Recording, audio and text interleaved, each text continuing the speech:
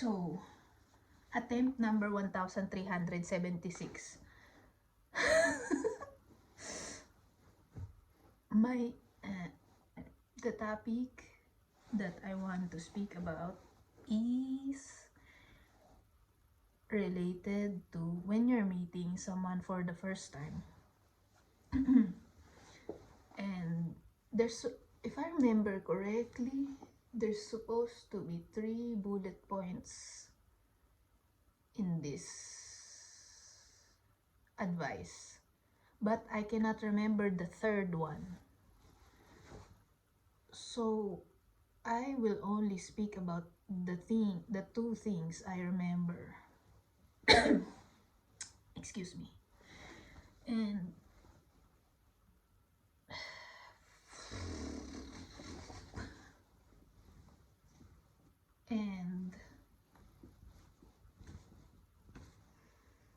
apparently this is, yeah, not just apparently, it certainly is a good, according to this person, according to this one uncle, this is one of the things that is very necessary to teach your children, or may not yours, you don't have children, but like the children in general, because this is important, but not but.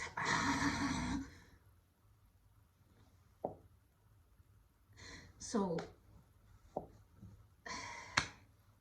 slice that. So this is certainly, according to this person, a necessary lesson to teach the children. Well, yes.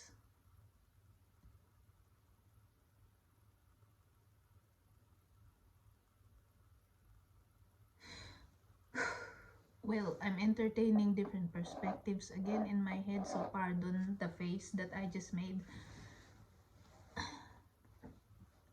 Well, it could be necessary to teach it to the children depending on how you want them to grow or to exist on this planet. But at least for me,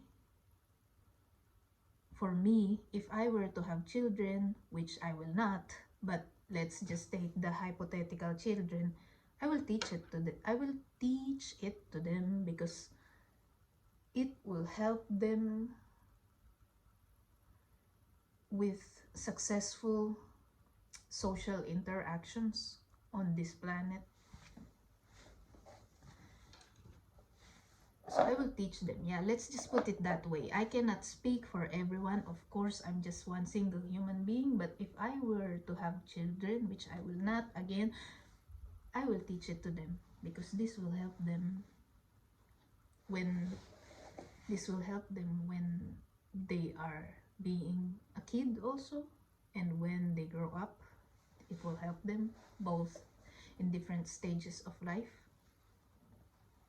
So the advice is develop a good, or learn, in my case learn because I'm grown now, develop or learn a good handshake. And number 2 is try to match the other person's energy or where they are at. And to me, that sounded like a good advice. And usually I'm quite discerning with the advice that I get from the internet, because there are so many people speaking about so many things, and it's easy to get lost in who to believe or why to believe them. And that's actually one process I do. I really think about the advice that I hear, or people, or the things that I consume.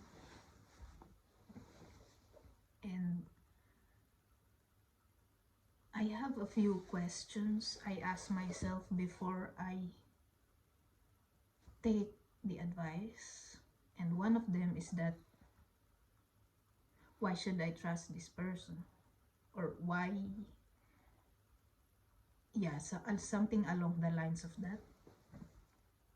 And is this advice applicable to where I am at in my life or in my personal journey? Will this be useful if I take it? Or, yeah, something like that also.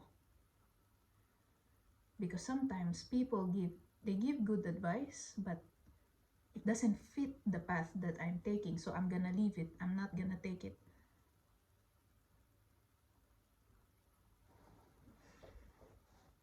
In the internet, of course, because these people don't know me, then these people don't know my specific situation, so I really took it as a responsibility to be very discerning about which advice to take. I could take the advice of people in real life that I know and that that inspires me a lot, but in the internet, even though they are inspiring or if they are successful in their field and they have expertise, I still evaluate the advice if it fits my life as of the moment or if it fits where I want to go. So yeah, that's how I deal with the taking or not taking internet advice. And this person is quite, he could be trusted, I feel like. So yeah, that's, I'm gonna circle back again to what I was originally speaking about. The one, develop a good handshake, and number two, the try to match the person that you're speaking with or the group that you're immersed in. Try to match where they're at, because it's quite respectful to do that. And I will tackle number one first, the handshake. I think this is a very good one because it conveys a lot, the way we shake someone's hand the first time we meet them. It kind of gives, if I were to be very ambitious, it gives an insight to what kind of person I'm dealing with. And yeah, based on the people I have met before, and I have encountered different handshakes, and there is just some certain form of shaking someone's hand that conveys sincerity, or like, for me, I also try to learn this because it's a non-verbal way of saying, oh, it's a pleasure to know that you exist. I'm glad that you're in my realm, and I'm glad that we crossed paths in this lifetime. It's a summarized version of that in one simple gesture. So I try to be very present when I shake someone's hand for the first time, so I can give them that acknowledgement of their existence. And I could tell you about one not really good handshake that I have experienced. It's from someone who approached me at the train station, and they said that, oh, you I want to be friends. I forgot exactly how this person phrased it, but it's somewhere along the lines of that. I want to be friends, but maybe the language used was more friendly or more, yeah. But that's the summary of it. I want to be friends. And I asked, oh, at first I was taken aback because I wasn't, it's not something that happens every day, and I'm in the middle of writing a letter for a friend, and he approached me, said, I want to be friends and stuff, and I was like, so what's your name? Like, something like that. Because that's the I learned about being human again. That's the first thing you ask about someone, what's your name? And so shook hands. He shook my hand. He shook my hand, and it felt like wet paper. It felt like wet paper. Or wet cardboard. It felt like wet cardboard of how like this it is. How it doesn't have that firm grip on it. It's just like sort of vibe to it. And I remember then the this internet uncle about what he said, why handshakes matter, because yeah, that gives the first impression of like this person barely gripped my hand. It's like like like it's not a good first impression to shake someone's hand of a potential friend. It's like so that's what I'm saying. If I shake hands like it's not good for business or for friendship or for romantic things. It's not good, the sort of handshake. And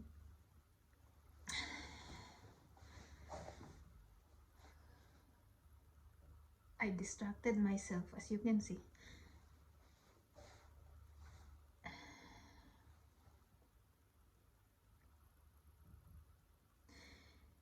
So the message that I got from, there are multiple perspectives again. Yeah, there are multiple interpretations, of course, about everything. But the thing that kind of the emotion that I felt when I shook his hand was like, well, should I trust this person? That kind of feeling. Should I trust this person? Sort of. So I guess that kind of supports the point of the advice of develop a good handshake.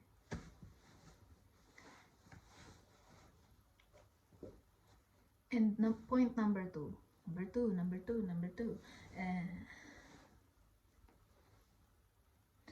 Point number two is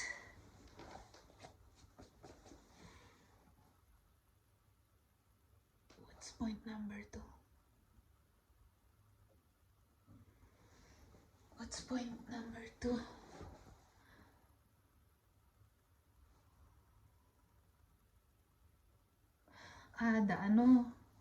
The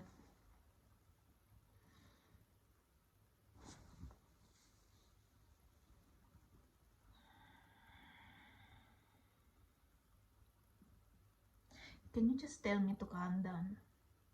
Just just I wish you were right in front of me to just tell me to calm down, because I need some real person to tell me to calm down right now.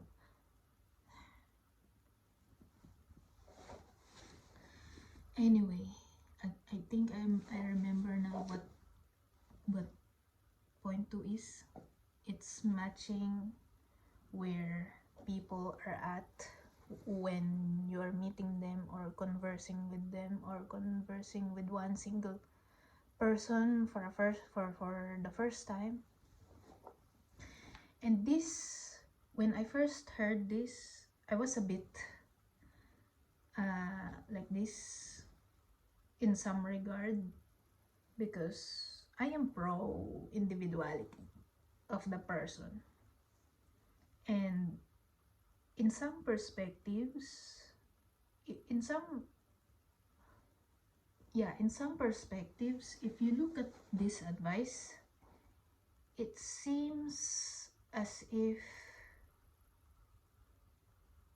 it sounds like dilute your individuality to kind of adapt to the person that you're speaking with.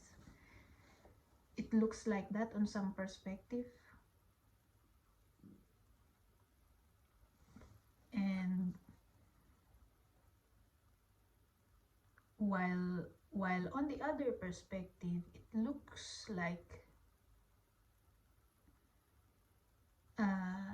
imagine you are driving a bicycle. You may have seen those two, or rowing a boat, people rowing a boat or canoe. Like there's two of them rowing the same thing, or biking the same bike. Maybe you have seen it, and in some perspective it looks like that you cannot row your own way of rowing, or else the thing will sink, the boat will sink. Or you cannot bike the way you bike because there's someone else behind you and they also have the pedal on their feet, and you kind of have to find a way to do this together. And sometimes conversations, they feel like riding a bike together or rowing a boat together. And in that particular perspective, this advice makes sense. And it's not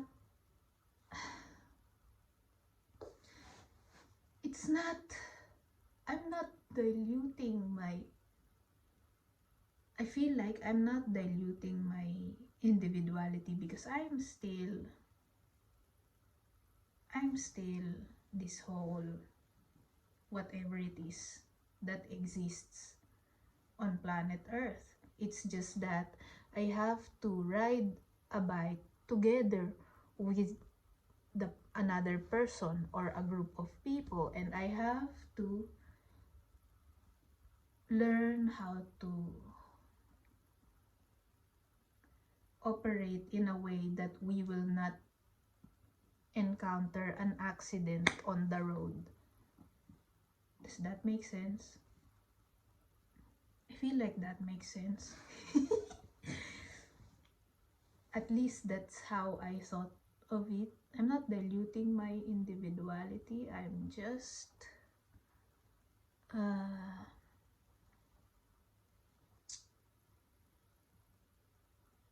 just learning how to sway in the typhoon so that my head will not be chopped off.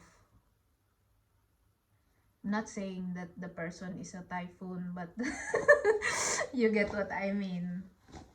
I hope.